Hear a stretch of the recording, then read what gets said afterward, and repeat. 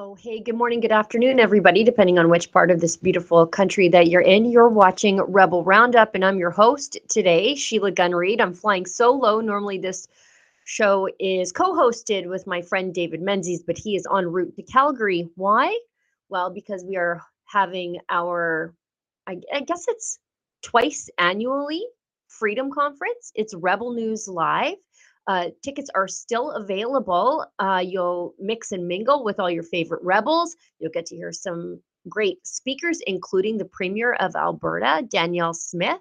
And that takes place tomorrow, Saturday. It's all day affair. So if you're in the Calgary area, consider taking it in. rebelnewslive.com for your tickets. You can also upgrade to VIP, which is a thing that we do every year, but we've got a special VIP lounge where you can hang out all day.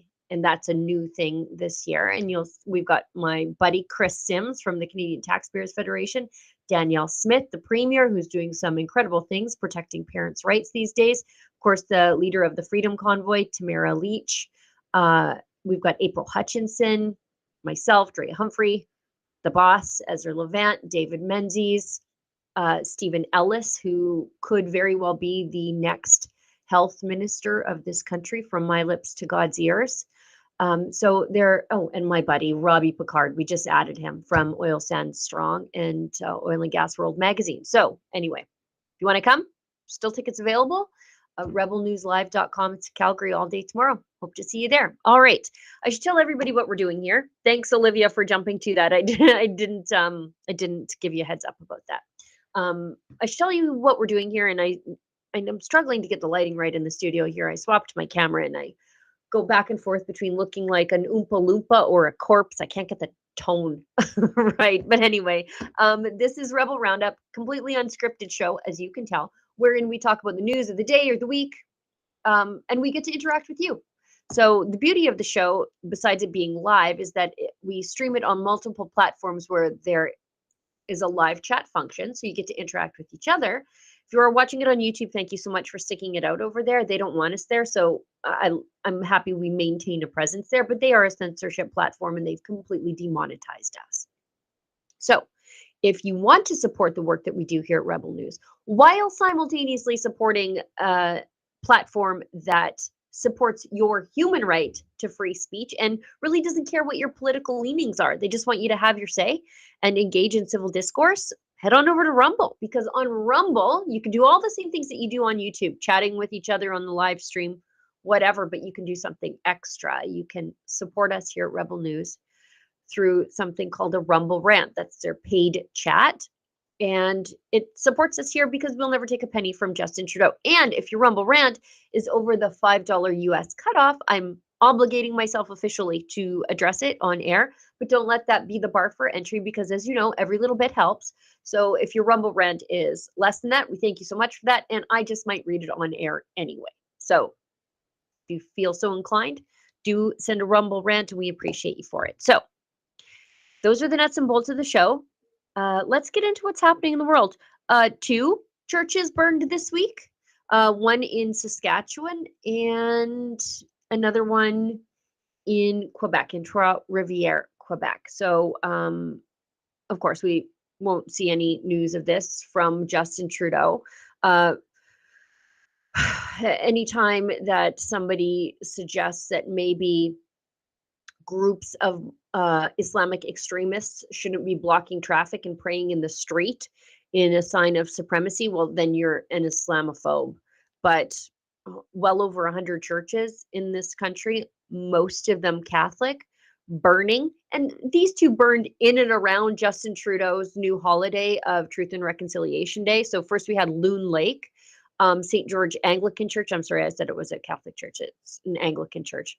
But in these small communities, the Anglican churches remain actually Anglican instead of just self-help groups, as they tend to do in the bigger cities.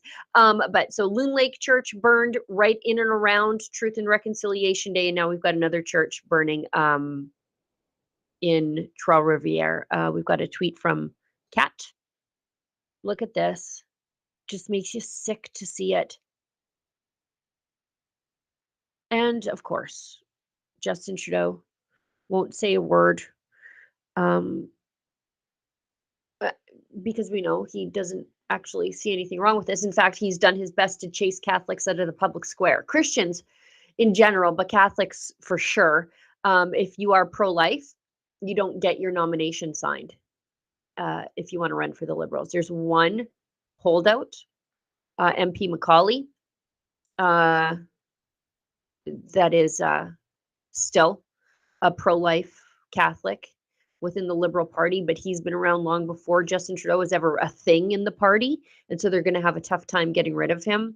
And I don't mean Lawrence Macaulay.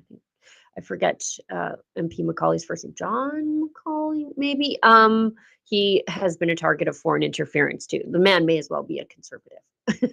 Frankly, I think he's in one of those ridings where you have to be a Liberal to get elected, because I think the party left him behind a long time ago. But you know, like Justin Trudeau has, his close advisors have said, like, I understand why churches are burning. That's Gerald Butts, and Justin Trudeau said something very similar. No, I don't understand why churches are burning. I don't understand the mind of an anti-Christian arsonist. You'd have to be a crazy person to really do that. Do you have that clip? Let's show that. As a Catholic, what's your reaction that houses of your faith are being targeted for the church's role in the residential school system?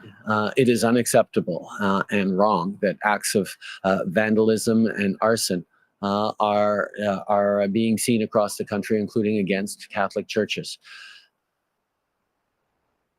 One of my reflections is I understand the anger that's out there against the federal government, against institutions like the Catholic Church. It is real, and it is fully understandable given the shameful history that we're all becoming more and more aware of and engaging ourselves to do better as Canadians.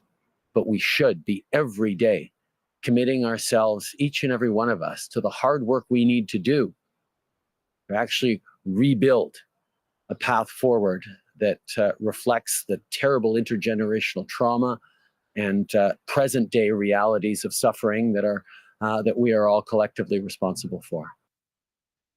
No, I'm not collectively responsible for anything that the Liberal government mandated on Canada's First Nations. I bear no responsibility for any of that. Sorry.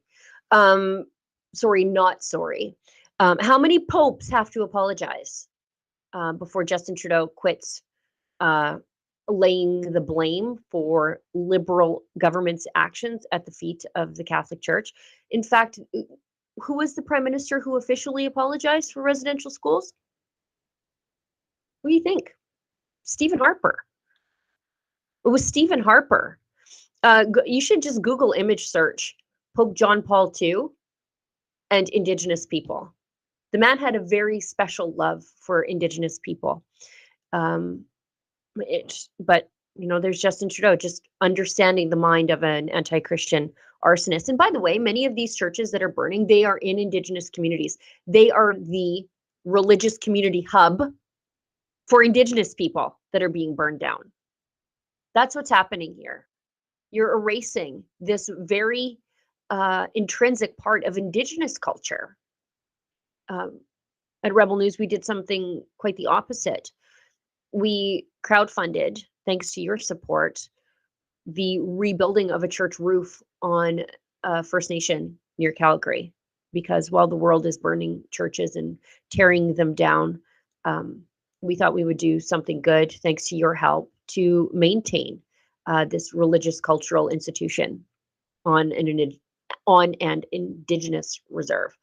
I think Ezra has Gerald Butt's tweet where he says that he understands why these things are happening. And as an actual Catholic myself, to see Justin Trudeau, as I fuss at my Our Lady of Guadalupe around my neck, to see Justin Trudeau say, as a Catholic, no, you're not a Catholic. You have to believe in the core tenets of the Catholic Church to be a Catholic. It's not like a potpourri. We're not a buffet, us Catholics, right? You have to believe in certain tenets of the Catholic Church. And one of those is that you are pro-life, that life begins at conception, and that there is no such thing as gender transition. And Justin Trudeau doesn't believe in those things. Those are just like the basic tenets of the Catholic Church. There are many more that I know for a fact he doesn't believe in, like divorce. But anyway, let's show that Gerald Butts tweet again, just so you know who Gerald Butts is, one of Justin Trudeau's oldest friends. And he says, so Jerry is defending the churches burning is cool crowd. And he said, it's not cool, though it may be understandable. No, it's not understandable. And you're a crazy person if you think that way. If you can understand the violent bigotry being perpetrated on Christians in this country under Justin Trudeau's watch, I don't want to know what's going on inside your mind whatsoever.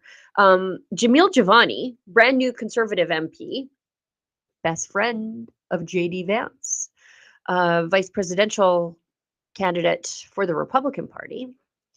He has been instrumental in introducing, I think it's Private Members Bill, C-411, to increase the penalty for the crime of arson against churches. So this gives if you're convicted of arson and an aggravating factor is that it was committed against a church, your sentence will be higher than a regular arson.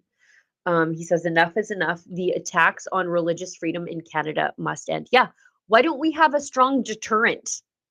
How many arrests have we seen from this? Very little, actually.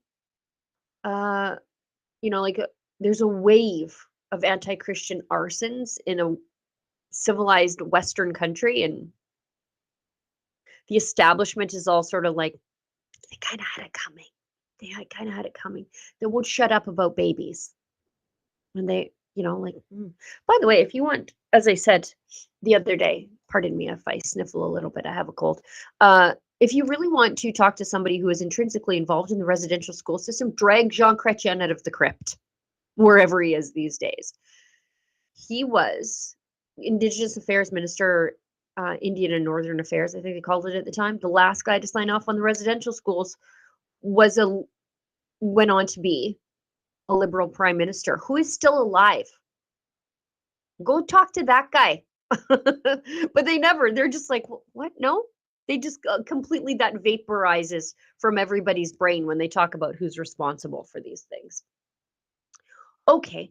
Olivia, do we want to hit a quick ad break? Do we have a Rumble ad read? Okay. Do you want to just not do an ad break and just keep going? Okay. All right. Well, since I don't have David here, it's very easy for me to stay on track. Let's move into what happened in the House of Commons, because I think the House of Commons is never actually well behaved. They like to talk about parliamentary diplomacy and parliamentary behavior and the use of parliamentary language, whatever.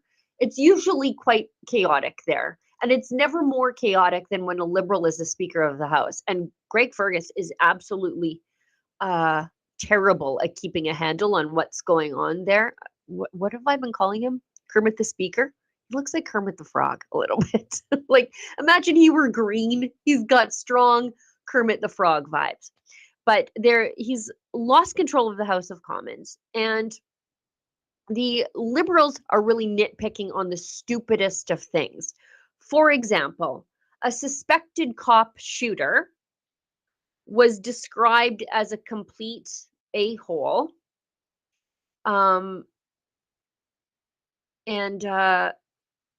So this is, can we scroll down a little bit? Thank you. God, this guy looks exactly like the kind of loser who'd shoot a cop. So the assessment of suspected cop shooter Tibor Orgona from the veteran detective is as blunt as a sledgehammer to the face. Let's scroll down. So this guy was out on bail, by the way, and he shot a cop. So he's a complete a-hole, a real F-ed, said the cop, who asked not to be identified. He's just a muppet. Orgona is the alleged triggerman in a midtown shooting on Wednesday that sent a 29-year-old Toronto plainclothes cop to emergency with a bullet wound to the gut. My lord. Thankfully, the young detective, a 5-year veteran, this guy's been a cop since 24, is expected to recover. So let's keep scrolling because there's some, this guy is a career criminal, as he goes on to be described by Pierre Poilievre in the House of Commons, just a total dirtbag, allegedly. A cursory Google search, so you don't even have to look hard. This is just police reports and mainstream media coverage of this guy's one-man crime spree. Cornucopia of criminal charges from assault to possession of a bogus firearm. But he was out on bail at the time of the shooting. He's charged with attempted murder and a slew of firearms offenses and breaching probation. I'll be surprised if this guy doesn't get bail. So this comes up in the House of Commons because this is Justin Trudeau's catch and release policies in action. So Pierre Poilievre gets up in the House of Commons and talks about this because violent crime is up across the board. What are the Liberals doing? Hassling duck hunters, leaving the border wide open, letting everybody under the sun come in as a foreign student, completely unvetted with no security checks, and then they get here and they claim asylum. Guns are trafficked across the open border, the same one that allows people to come across. And who's the bad guy? I don't know. Joe Farmer from Saskatchewan, apparently. So Pierre Poilievre, and by the way, chiefs of police have said the same thing. We don't have the resources to kick down everybody's door to snatch their guns. They're minding their own business. We need to do something in our big cities, which are run by progressives. So Pierre Poilievre mentions this, and then everything degrades into madness. I think you have a charter right to get released after 24 offenses while you're already on probation and shoot a police officer in the stomach. I'm more worried about the charter rights of the police officer who's recovering from the gunshot.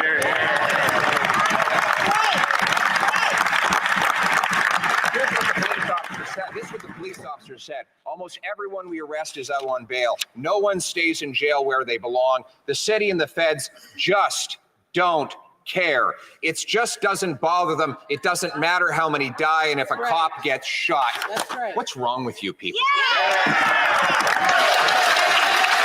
Mr. Speaker, when the men and women in uniform in my city of Toronto or right across the country are harmed in the course of their work, they deserve our absolute respect and solidarity, which we always provide to them.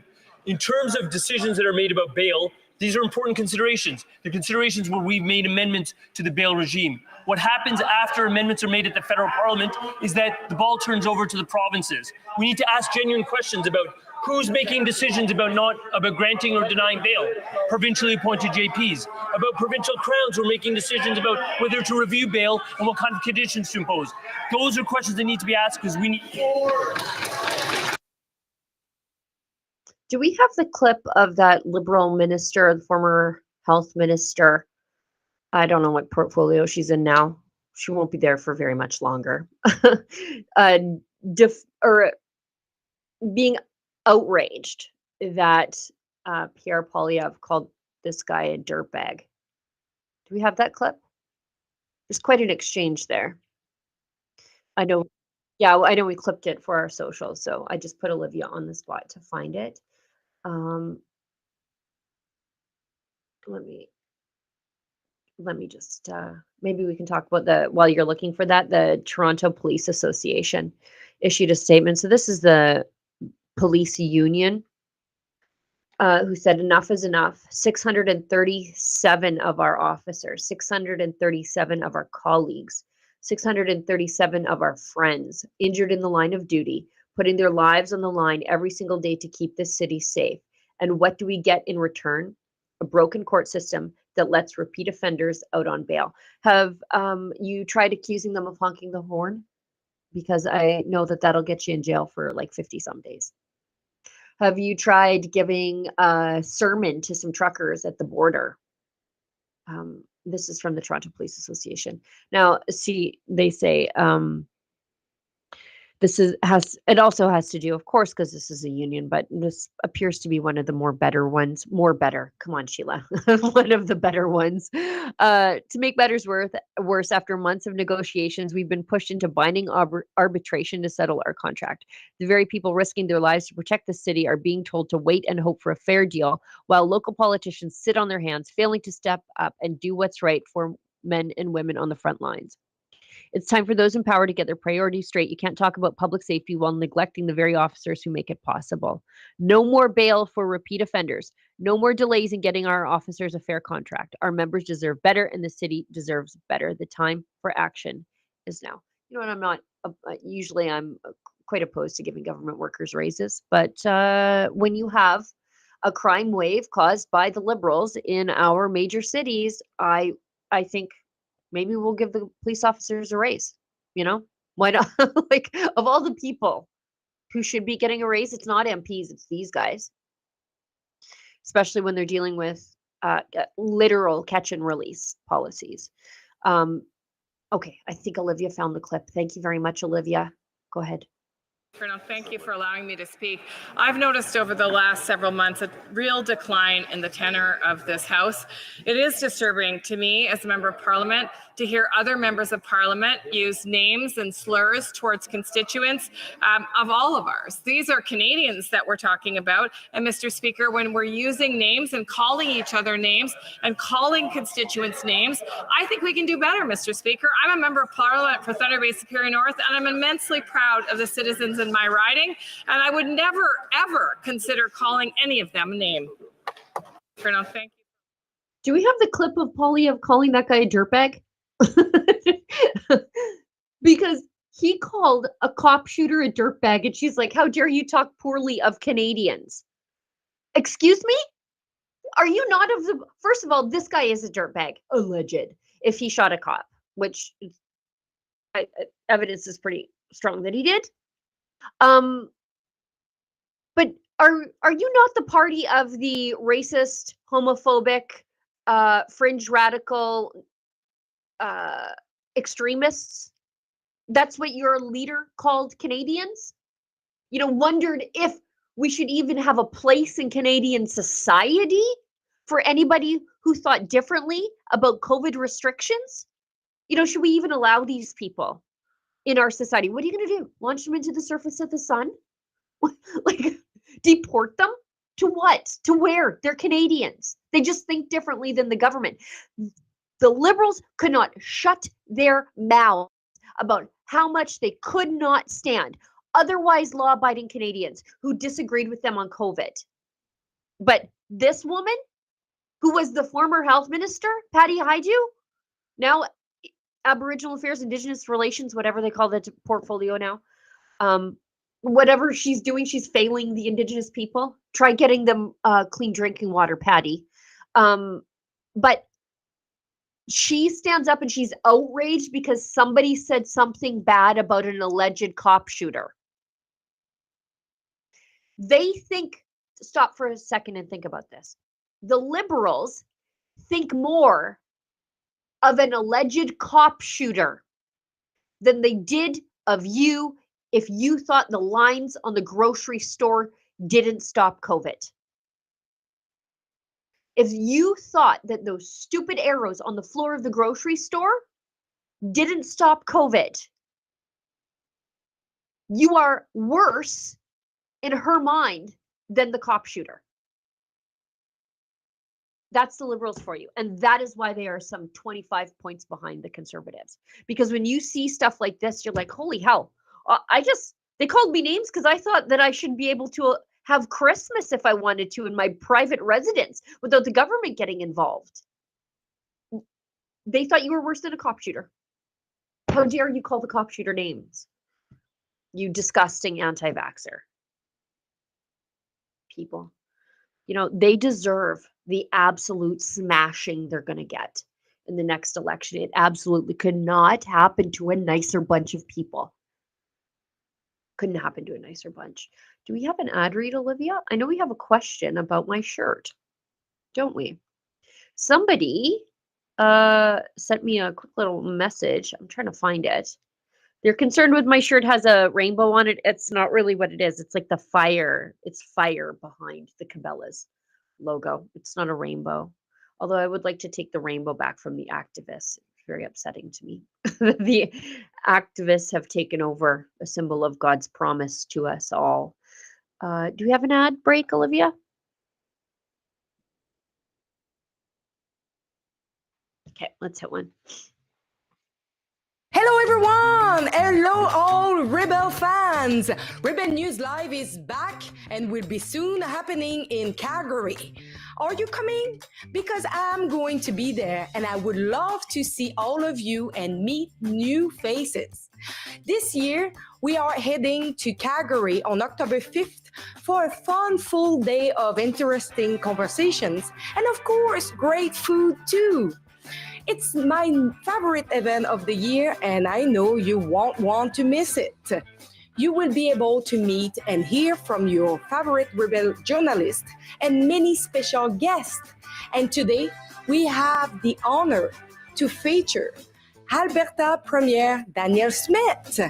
You can get your ticket and see all the details at rebelnewslive.com. So, see you in Calgary. Love you all.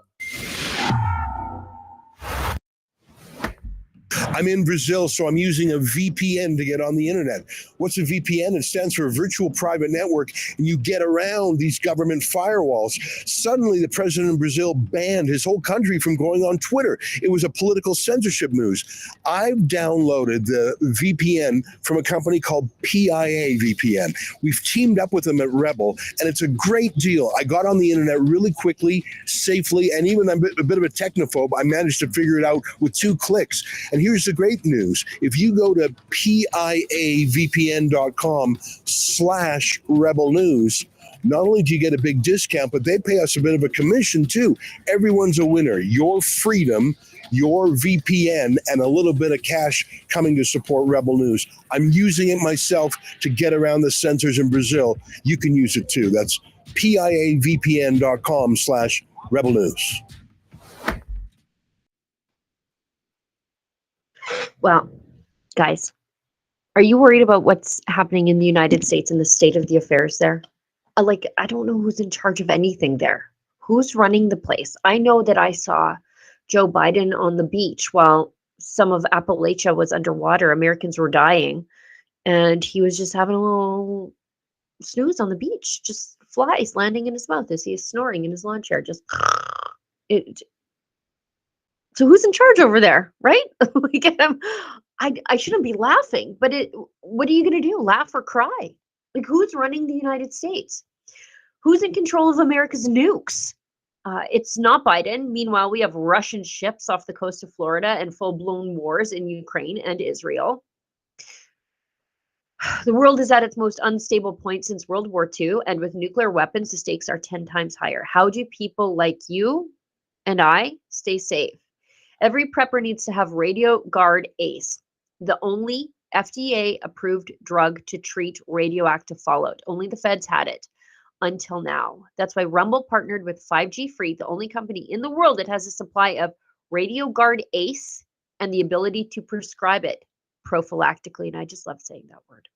Get their radiation emergency kit with Radio Guard ACE, potassium iodide, Zofran, and a Geiger counter. There's simply no other tool in your arsenal to protect against a radioactive threat. Go to 5gfree.com, code STUDIO, to save 15% and get your radiation kit now. All right. Before we move on to some other things, as you know, part of my job here at Rebel News is to cover the House of Commons committee hearings, because that's when the real stuff happens. House of Commons question period. It's theater. It's fun to watch. You get to see how stupid the Liberals are sometimes. Patty, hi, you. I'm looking at you. But committee testimony is really revealing. And so we'll get into some of that in a minute. But I just want to touch on something before we move ahead. 2 arrested for waving Hezbollah flags at a Toronto protest despite police warnings. So, as you know, Hezbollah is considered a terrorist entity by the Canadian government, but so is Hamas. We've got people marching in support of the Hamas murders of 1,200 Israelis nearly a year ago. 2 Toronto area men have been charged with hate crimes after waving Hezbollah flags at a protest in late September. Toronto police said Ahmad Shikani, 34 of Oakville, and Hamad Khalid Menshed, 34 of Mississauga, were both charged with public incitement of hatred. The 2 men, police alleged, attended a demonstration in downtown Toronto on September 28th, days after a major escalation in the conflict between Lebanon and Israel. Hassan Nasrallah, the leader of Hezbollah, the Shia Islamist political party in Lebanon, was assassinated September 27th in an Israeli airstrike. The 2 men were at the protest, and officers cautioned them about how the flags represented Hezbollah, as if they needed help figuring out that they were waving the flags of a known terrorist entity, and the threats such flags caused to the public peace. The 2 continued to wave the flags in defiance of the police and were subsequently arrested. The pair are expected to appear in court on November 14th. Well, you know what I say? If they are not Canadian citizens, out you go. Out you go. You don't have to go home, but you can't stay here. You want to support Hezbollah? I suggest you go to Lebanon. Do it there. If you are not a Canadian citizen, you do not have the right to walk around on our streets waving these terrorist flags. In fact, if you are a Canadian citizen, you don't have that right. That's why it's illegal. But hopefully we can deport you after the fact. So if you agree with me, go to deporthamas.com, and deport Hamas is a catch-all. So deport Hezbollah too. So if these guys are not Canadian citizens, on away with you. Get out of here. All right, let's move ahead to committee hearings. The feds were warned. 106, not only committee hearings, but Foreign Interference Commission hearings. I'm also doing that too. As I'm talking to you folks right now, I'm falling drastically behind in my work covering the commission hearings. The feds were warned 163 times about foreign interference. Documents show the Prime Minister's office on February 21st, 2023 received an explicit warning that Chinese agents posed a, quote, existential threat to Canadian democracy. Trudeau told reporters he was never warned 3 months later. This has really been the story of the whole thing. Everyone's like sounding the alarm bells. There's Chinese interference all over the place. This morning, I clipped something that from testimony yesterday because, as I said, I'm drastically behind. But Iran, get this, Iran is still intimidating the families of PS 752. That's the Ukrainian Airlines flight that was shot down by the Revolutionary Guard, killing, I think it was 55 Canadians and another, was it 30 some odd permanent residents of Canada? And they remain, PS 752, they remain targets of Iranian bullying and intimidation. The families, you've already killed their loved ones. So you know Iran is capable of just killing people and facing no consequences. And not only are these families being targeted within Canada, which is outrageous, but the RCMP has to monitor the families abroad because they're not even safe when they travel. In fact, they're probably less safe when they travel. Although who knows, because Foreign Interference Commission saw testimony that forcible repatriations, kidnapping, let's call it that, kidnapping by the PRC, the People's Republic of China. There have been at least 2 that they could talk about, Canadian officials can. So you come to Canada, you escape the PRC, you start talking about how bad the PRC is, and what do they use these Chinese police stations for? Abducting you back to China. And we don't even know. Nobody told anybody. I didn't hear at the Foreign Interference Commission what happened to these people. Were they sent to a Chinese prison? Are they being tortured, executed, starved? I don't know. But 2 people who were in Canada safely were forcibly repatriated by the PRC. That's chilling. Anyway, we heard from Chinese language journalists in Canada this week who, I think, given that we just heard about forcible repatriations, are probably risking their own lives to talk about these stuff.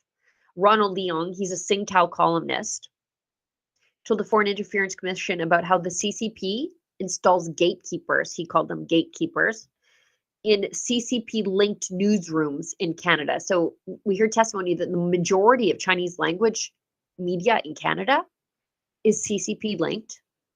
A lot of it is unregulated, which, I mean, it doesn't even matter if it's regulated because we heard testimony from the CRTC, so that's the broadcast regulator, that they have really zero concerns about foreign interference. It's not within their mandate. So even if they were regulated, what's the CRTC going to do? They're more worried about monitoring the internet for misinformation now these days, given Justin Trudeau's increase to their mandate, instead of the real stuff. But he talked about how the CCP installed gatekeepers into newsrooms to make sure that everybody toes the party line, which is scary. Again, you come to Canada, you think you're going to be safe, you think you're going to have free speech, and the tentacles of the PRC just reach into every aspect of your life. You're never safe. Let's listen. A lot of new immigrants from China, they set up their radio on the internet only, and they have their office in Canada. They broadcast from Canada, but it's through the internet. It's not regulated. So that is the underground station? Well, you can't call it underground. It's on the internet. It's open to the public. Everyone can listen to it. Okay, so this is the present situation. So more is on the internet. But regarding those regulated by the Canadian regulation, if you look at the CRTC website, look at the ownership and the structure of the ownership, usually that ethnic media outlet is controlled by one person, 100%, 90% control. That is a real problem, as explained by Victor. We created a media for foreign influence. They can broadcast propaganda program from an outside country, and they can tailor their news to suit the taste of the owner, because it's one person control everything. They control who they hire. They set up gatekeepers in every department to make sure they're not outside what the boss want. So that is the present situation. So we have the regulated, not really regulated. We have the non-regulated. That is our situation. Is that crazy? So like we have so many people who consume their news in Chinese, especially in the lower mainland of British Columbia. and they are consuming CCP propaganda because the CCP, the owner of the station is linked with the CCP, and then the owner of the station installs these CCP watchmen in all the departments to make sure that they are towing the party line inside of Canada. So these people are unwittingly consuming CCP propaganda because they think, oh, it's not propaganda, it's being broadcast from Canada. And what is Justin Trudeau doing about this? Absolutely sweet FA, as they say on the farm. He's more worried about people who might be a little bit truthful about COVID, how to shut those people up. Okay, let's keep going because committee hearings were wild this week. Besides the Foreign Interference Commission, hearings on the Jasper fire are taking place at the Environment Committee. Because as you know, the Environment and Climate Change Canada is the department that oversees Parks Canada. And as it turns out, like we've heard, the pine beetle was devastating to Jasper. And instead of taking away hundreds, if not thousands of hectares of fuel load in the forest, these just absolutely bone dry trees, the Conservatives have an email, and they tabled it in committee, showing that the Parks Canada officials stopped what they call mechanical removal. So going in, cutting down the trees and removing it. It's ugly but necessary, or prescribed burns because of optics. And it's email evidence, which means that they chose to leave the fuel load in Jasper because they were worried that people would find it unsightly or yucky. So they're just like, well, what are we going to do? And well, as it turns out, a third of the town burned down, $2 billion in damage.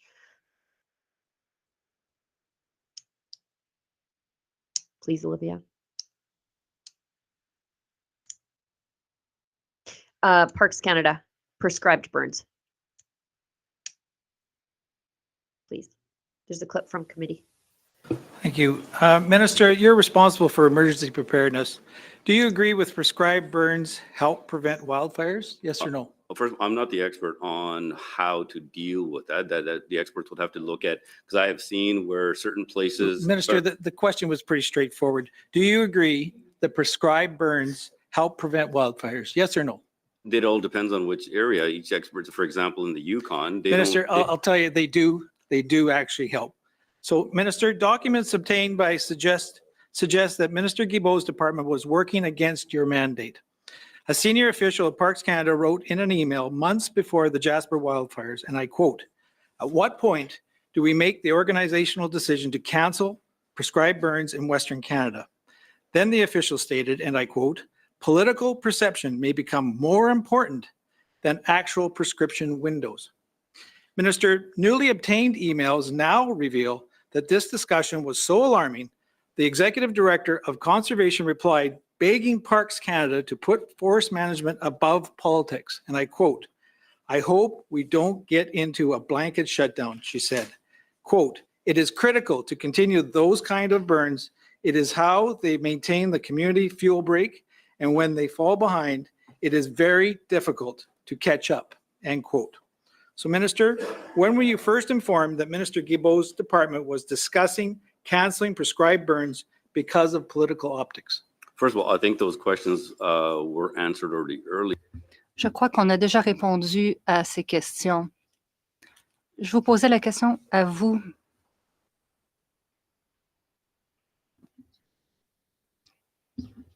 You know what? That's good.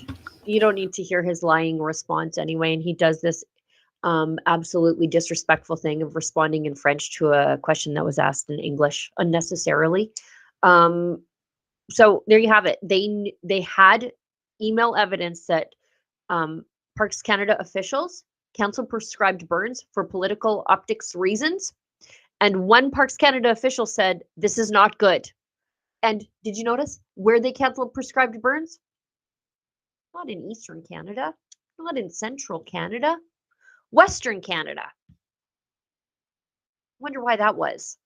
Now, Blaine Calkins is normally not, from what I understand, on the Environment Committee. Okay? But I should tell you, his appearance at Environment Committee, Conservative MP Blaine Calkins from Alberta, strikes fear in the hearts of the Liberals and the bureaucrats across the table from him. Why? The man was a Parks Canada warden before he got into politics. So avowed environmentalist in the traditional sense, probably what we would describe a conservationalist these days, into firearms rights, hunting, all that kind of stuff, actually being in nature. So much so that he made it a career. And he knows a little something about fire control in Jasper, more than anybody, I think, involved in this conversation. He has previously asked these guys at committee about, why did you stop making fire roads so that we could access the forest? You guys stopped doing that in the 90s. Wonder why you did that. So now Blaine Calkins, he hammers Harjit Sajjan, who is the Minister of Emergency Preparedness, when nobody was prepared for an emergency, with this email. Let's hear from him. I just want to give you a heads up that I'm very familiar with Jasper National Park. So I'm going to be asking you some fairly specific questions. In your opening remarks, you said that there was, you left no stone unturned. The government of Canada left no stone unturned when it came to preparing for the fire that happened, that destroyed almost $1 billion worth of personal property, left a couple thousand people homeless, and actually resulted in the death of unfortunately, of a brave firefighter. I don't believe actually that that's statement that you made in your opening remarks is true. Point of order. Yes, who called the point of order? I did. Ms. Taylor-Roy? Yeah, Standing Order 18 on order and decorum does say that remarks which question the member's integrity, including a minister, are not allowed. And I think that what that member just said directly questioned the minister's integrity. Yeah, I would agree with okay. Well, you know, I wouldn't be maybe as direct, Mr. Calkins, about that, but you can go continue. I suppose in the quest for the truth then, Minister, I take umbrage with the comment that you made. The no stone unturned comment is frustrating for me, because I am acutely aware of efforts that have been made, and you referred to private sector partners. Are you aware, Minister, that private sector partners were actually en route to Jasper and were actually turned away from coming to do fire suppression in the town of Jasper? Well, first of all, to your accusation there is wrong, because what I was talking about, no stone unturned, at that time I was talking about the emergency preparedness for the overall country. Well, let's explore Mr. that. Chair, okay, Please, I've been very polite in front now. No, if I mean, Mr. either I Calkins, answer or not, I think I'm interested to know what the minister's answer So is. trying to So the clarify, minister- you're accusing me of something. What I was talking about is from previous wildfires. We've been working, trying to learn the lessons from there and trying to share those across the country. That's when it comes to no stone unturned, right? It's obviously impossible for us to look at every single community across the country. And when it comes to those resources, yes, I can assure you that that was not the case. I spoke directly with Minister Ellis about this, and that was not the case. When those concerns were actually raised, it was addressed on the ground during the actual visit itself. And all of us, and so the minister responsible for emergency preparedness, right? We were there when it said that this was not an actual issue. Any resources that were needed were made available and that were put to use by the instant commander as we were briefed. Your comments also about saying that no fire team could have stopped it. If my allegation is actually true, that fire suppression private sector partners were actually turned away en route to Jasper, how would you know if it wasn't, if these folks wouldn't have been able to stop it at all? They have a very clear track record. As a matter of fact, they're under contract with the province of Alberta. The province of Alberta would not have stopped this company from coming into Jasper. The fire started 4 days before it reached the town. It sat on somebody's desk because this company had years of negotiations with Parks Canada on fire suppression. They have mobile devices that can be deployed to this. And they have told me specifically that they were turned around. As a matter of fact, they show on the video the footage of the news where their fire suppression units were turned around. Minister, are you very sure in what you're telling me right now that no stone was left unturned and that nobody that could have prevented the fire in Jasper from destroying those buildings, nobody was turned away? Are you sure? First of all, when it comes to the management of the fires, the incident commanders on the ground make the calls. And also, I think that's good, Olivia. He just goes on to not answer the question. So the clip is 6 minutes long. I subject myself to these things on a near daily basis, but that should be international news. I heard wind of this a couple weeks ago, but I didn't have the evidence. It's clear that Blaine Calkins does. An Alberta-based fire suppression team, a private sector company, and I've hinted at this before, we've got expertise in fire suppression in this province that comes from the private sector because we have all this energy infrastructure that is in the forest that we need to protect. And so this team was en route. This company has been used by the province of Alberta previously. We know because of that their technology is effective, and they were turned away by Parks Canada en route to help Jasper. That is a scandal, a $2 billion scandal, a 30% of a World UNESCO Heritage Site scandal. That should be a scandal that guts the upper echelons of Parks Canada and the Environment Ministry. 30% of a UNESCO World Heritage Site burned down. Parks Canada turned away a team en route. Why? Because they were from the private sector. It's atrocious, atrocious. In a normal grown-up country, so many people would be fired over this. A firefighter is dead. Dead. $2 billion in asset losses. Utter devastation of the tourism industry at the height of tourism season. People left homeless with nothing. And they turned away a fire suppression team that had been on contract with the province of Alberta. I should remind everybody, Jasper's under federal purview. Alberta helped the feds with Jasper, not the other way around. And they turned away a private sector team that was en route in their vehicles, en route to help with the mobile fire suppression technology. It's outrageous. Okay, I think that's it from committee. I'm not going to subject the viewers to any more of it because that is my suffering alone. I want to share a story real quick about a family that's supporting this channel. 6 years ago, they had a brother who returned from Afghanistan with pretty severe injuries. He basically turned into a shell of who he was and who he used to be. At the same time, one of his brothers was diagnosed with something that less than 1,000 people in the United States have, and he was given a few months left to live because of things. And I use the word things because the FDA and Justin Trudeau and Health Canada and YouTube won't let us mention specifics. Several people suggested CBD to them.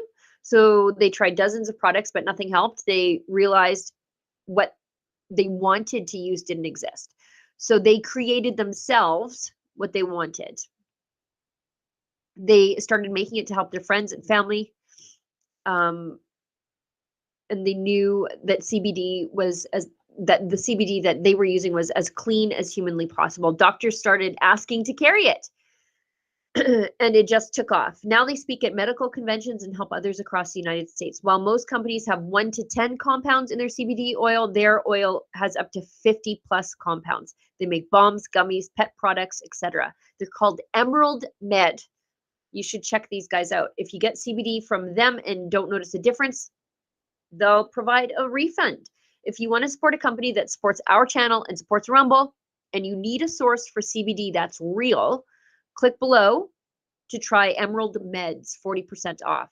Support extreme muscle and joint aches, support quality sleep, or even daytime calm. They're worth a try at least just once. Click below right now and use the code for 40% off.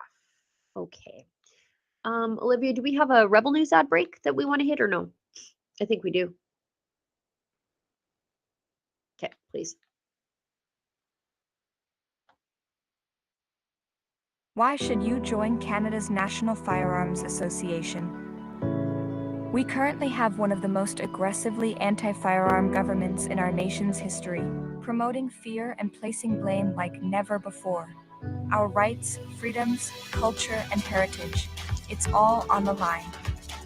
But we are fighting back, and there is strength in numbers. We work within the law to change the law, to defend competitors, hunters, collectors, and other law-abiding firearms owners. We can get through this. We've done it before, and we'll do it again, if you are with us. Canada's National Firearms Association. Freedom, safety, responsibility.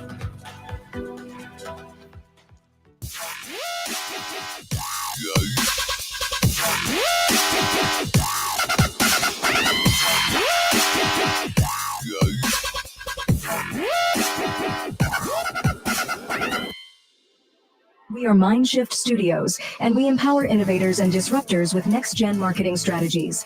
Leading our mission is Christopher Weddick, the CEO of Mindshift Studios and host of The Mindshift Show. Let our digital marketing services help you achieve your vision. Contact us today to get started. Alrighty. Okay, let's go into some Trudeau stuff coming up. Trudeau went on a Liberal MP's podcast to talk about how great the Liberals are. And somehow he managed to screw it up and make himself seem stupid, and also take a sideways swipe at Joe Biden, which probably irritated the Democrats. I just love this whole exchange here. So let's take a listen. If you're speaking to a Canadian who's sitting at home and saying, "Yeah, I agree. I don't want Pierre Poilievre. I don't want to move in that direction," but we need to protect that progress, and we need to put our best foot forward. And you've probably had some reflections, and I'm sure this is not the first time someone said, well, look at what's happening south of the border. Obviously, your brain didn't melt on national television the way that Biden's did, but Kamala has obviously put that party in a better position to win, although still a struggle, but a better position to win. Why do you think when you take a step outside of yourself and look and say, I still think I'm the best person to fight that fight? Well, first of all, let's look at, people who are saying, oh, I'm not sure. Would they be saying that if I was 10 points ahead in the polls right now? No. Right? I mean, are there a lot of Liberals who are thinking that Justin's priorities aren't in the right place, or Justin doesn't have the fight in him, or Justin is wrong to be continuing to believe in protecting the environment and growing the economy and protecting women's rights and stuff? In terms of the substance of what we're doing, I think that's pretty much the fight. There's a question on whether or not I still have the drive of the fight or the ability to win this fight. Yeah. And I'd sort of say that's obviously a question that I have to ask as well. Do I still have the drive to do this? And the answer is, and you've seen got me the in drive. caucus, I'm right? not dismissive of that. And do I still have but do I still have the understanding of what this is going to take to win the next election? Yeah, absolutely. Better than just about anyone else, because I have been fighting through crises and fighting against conservative opponents who are trying to undo this and bring Canadians, backwards and polarize them. Like, I know exactly how hard this fight is going to be.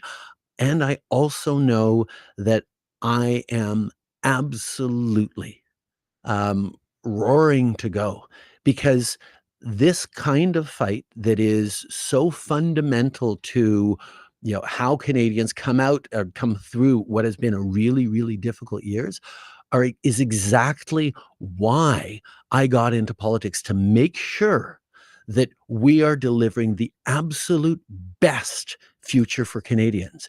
And I think one of the interesting questions that even as people ask me why I want to do this all the time, nobody's asking Poilievre why he wants to do it. What is it that he is being driven to fight for? We know what he's fighting against. What is he fighting for? And he hasn't even come, and we've been watching him and debating him and trying to counter him for years now, 20 years in the House he's been. We know what he's been all about fighting against.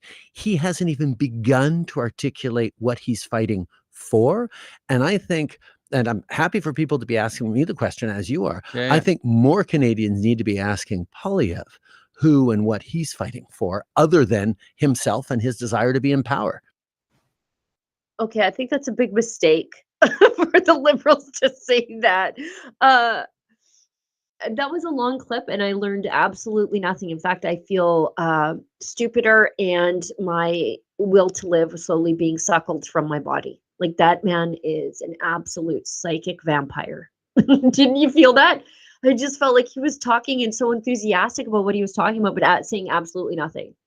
It was very Kamala Harris, where you're just like, is she writing a book report on a book that she didn't read, and she's trying to get to 1,000 words, so she just keeps talking and talking. That's what Justin Trudeau just did to me there. But I think that's a big mistake, by the way, for him to say, okay, Canadians, you should be asking Pierre Poilievre what he's fighting for. You're going to actually get some good answers, I think. And for Justin Trudeau to say, well, we've been paying really close attention to Poilievre, and we don't know what he's fighting for. I could list them for you. Affordability, public safety, smaller government, lower taxes, the ability of young people to be able to achieve the Canadian dream. Like, he'll articulate it just fine. Enshrining the family as a cornerstone of Canadian society. Like, if you ask him, he's going to give some really good answers. And I think that's a bad idea for Justin Trudeau to suggest people to go out and confront Pierre Poilievre, because we know Pierre Poilievre is excellent at thinking on his feet. Remember the apple, right? I also thought that was a really stupid, like a stupid response. Like, why do people think that why do they not like you anymore? And he's like, people wouldn't be asking me that if I was 10 points ahead. Yeah, but you're losing. So people want to know. The point of the question is that you're losing. You're losing. And not just by 10 points, but like by 25. They're losing. So they want to know why you won't move on, why you're taking the whole party down with you. So yeah, they wouldn't ask you about losing if you weren't losing, Justin, you absolute dunce cap. What an idiot. Oh God, the more he talks, the dumber we all get. Okay, let's go into one more video. Michael Barrett, stand out in the House of Commons, stand out at committee. He makes these committee meetings that are so painfully boring, at least interesting. Conservative MP Michael Barrett accuses the Liberal government of corruption, citing all the scandals, well, various, I don't think you could cite them all, that the government is currently involved in. So let's hear Michael Barrett give the encyclopedic breakdown of Justin Trudeau's most recent corruption, because we can't forget there's all those ethics violations that they started giving them Roman numerals because there were so many of them. So anyways, let's hear from Michael. Do you think that as we're taking over all of the oxygen in the House, that there is good work being done right behind you? Look, the House is seized with multiple issues of Liberal corruption that that actually don't even include the issue that we've raised today, this latest issue. But the most recent one to seize the House, that's one caused by the Liberals allowing for hundreds of millions of dollars in dozens of conflicts of interest to flow inappropriately to Liberal insiders under a Liberal appointed chair who was found guilty of breaking Canada's Conflict of Interest Act. A majority of members of the House of Commons did vote ordering the government to turn over its documents to the RCMP so that they can review them and take appropriate decisions. But the government is in violation of that order as ruled by the Speaker of the House, and that matter can be dispensed with very quickly. The government simply has to follow the order of a majority of members that were democratically elected to the House of Commons, which they're not doing right now. The other issue that is yet to be dealt with in the House is that of the other Randy saga, where we have the minister from Edmonton Centre, Justin Trudeau's Liberal minister from Edmonton Centre, Randy Boissonneau, his business partner, who he was continuing to do business with, or there's evidence that, contrary to what Mr. Boissonneau claims, that he was continuing to direct his business that he had a 50% stake in while he was serving in Justin Trudeau's cabinet. His business partner, the Speaker ruled, did not provide the evidence and information that was requested him by a parliamentary committee. And it's very simple. Well, the key question was, who is the other Randy? Because the allegation that's been made by some is that it's Justin Trudeau's minister from Edmonton. We need clarity on that, because directing one's business from the cabinet table, of course, is a contravention of the law. And it's also inappropriate that company, well, Mr. Boissonneau owned 50%, would have been receiving contracts from the government of Canada, which we learned through a belated release of information from Elections Canada. So these are issues dealing with Liberal corruption that have seized the House, and they're effectively obstructing their own agenda, their own productivity. They can't get out of their own way, and this matter is one that hopefully we can get some sunshine on, so as to disinfect it and restore Canadians' confidence. Whoa, Michael. Let's not stop the Liberals from obstructing themselves to getting on with their agenda. Like, I want to expose the absolute corruption unfolding in the House of Commons. This is the kind of stuff that Jean Chrétien, I refer to him again, he would have only dreamed of pulling. And I think people are still in jail. If not, people did definitely go to jail related to the corruption of his government. And the levels of corruption are outrageous. The Green Slush Fund, where the head of the Green Slush Fund is giving her own company's money. Randy Boissonneau directing the day-to-day operations of his business that was receiving contracts from the government. And let us not forget, his business was a PPE import company. So it was in his benefit to prolong the pandemic lockdowns and the restrictions that he was voting on in the House of Commons. It was in his business interest. So he could impose policies that required people to use PPE on all manners of things, like airplanes, whatever, while his company is getting rich bringing it into the country.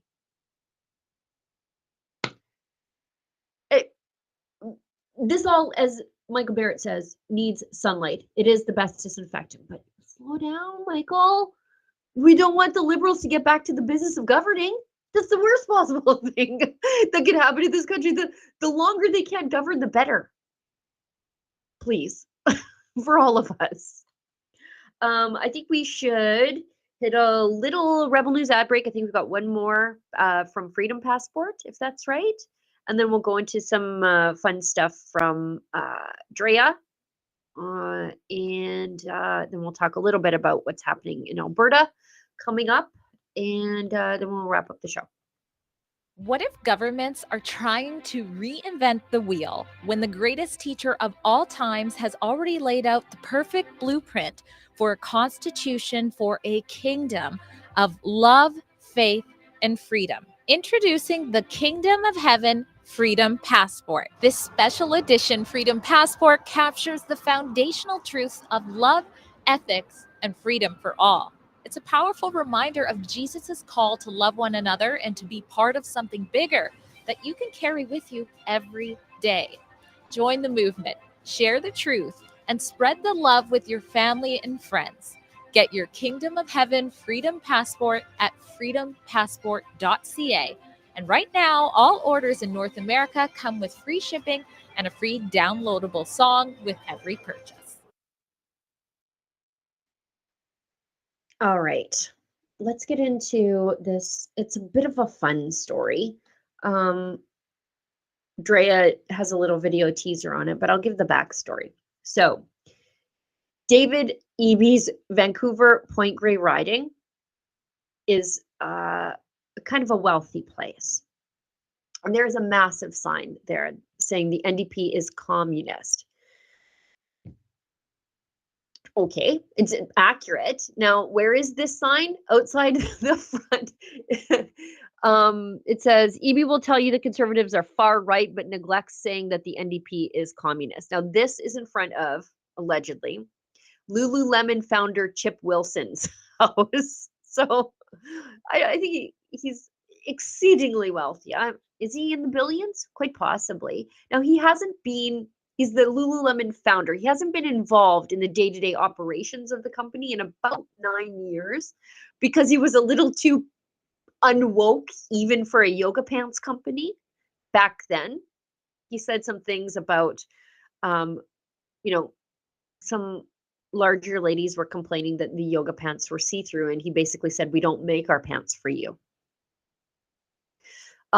So anyways, he stepped back from the day-to-day operations, although I think he remains the single largest shareholder of the company.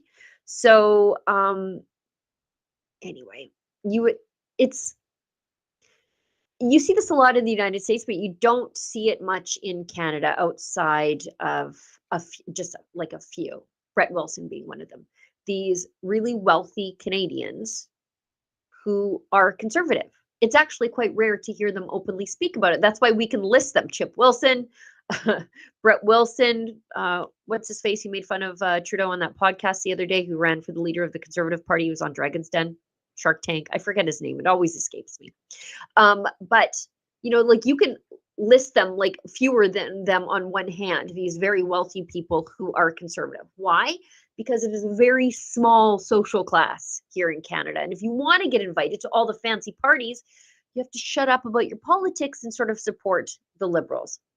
And that's different than the United States. You've got your rich Democrats and you've got your rich Republicans, and they sort of support their guy and they have it out, and you know that those people exist, but it's very rare in Canada.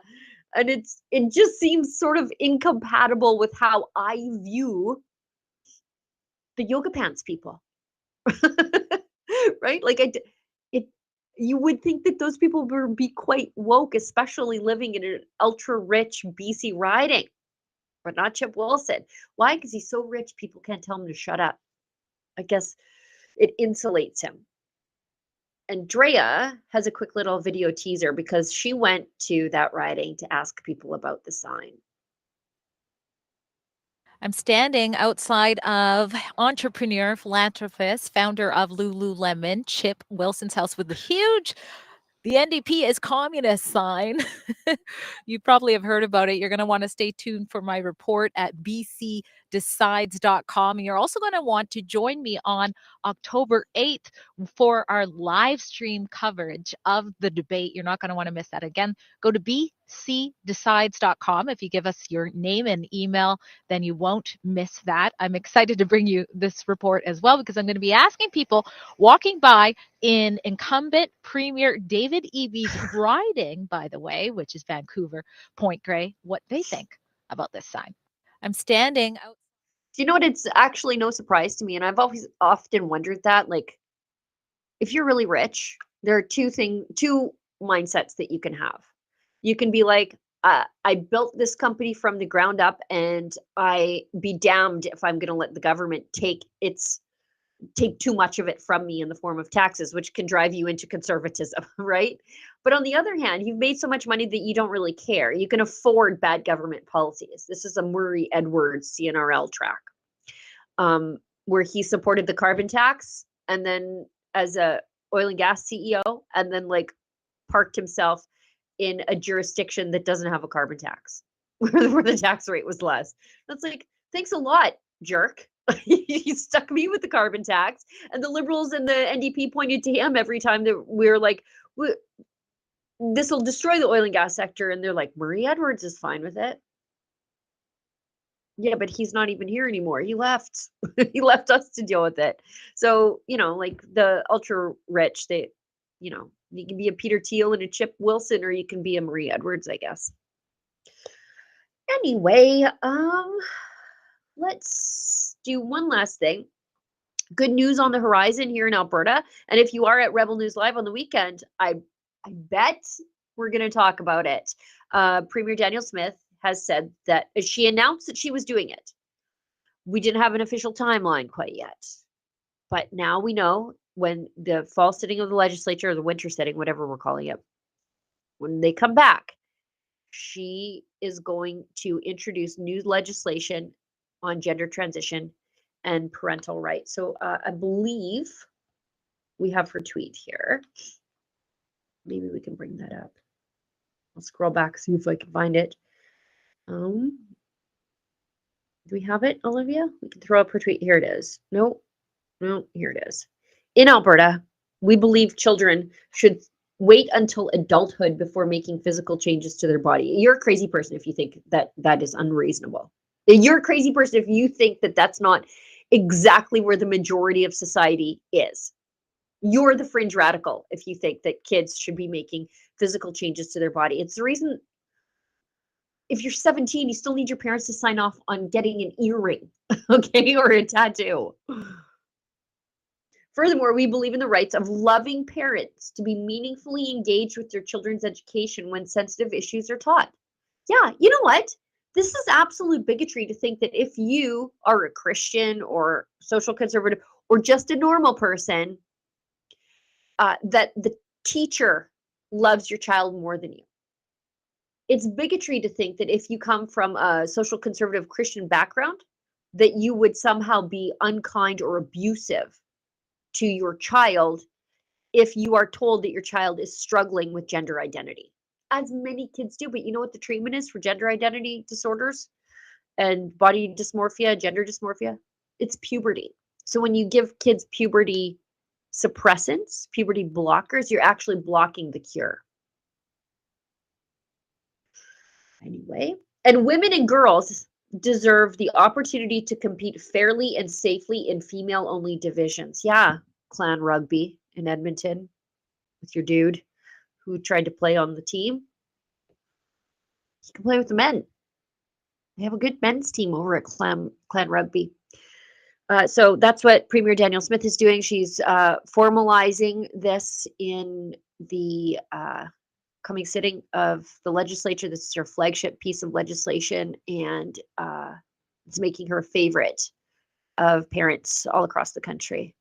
This should be a very reasonable rule in every jurisdiction in the nation, in North America, worldwide. Don't carve up your kids.